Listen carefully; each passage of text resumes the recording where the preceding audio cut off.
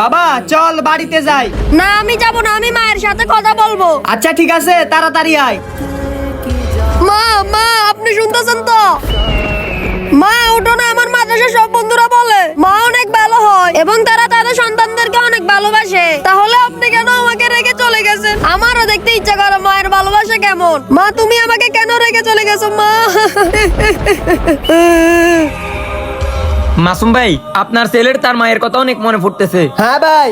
ওর মায়ের ছায়া ওর উপর থেকে এখনো যায় নাই। আপনি একটা কাজ করেন, আপনি আরেকটা বিয়ে করেন, তাহলে ও ওর মায়ের ভালোবাসা পাবে। না ভাই, আমি আরেকটা বিয়ে কখনো করব না। কিন্তু ভাই কেন?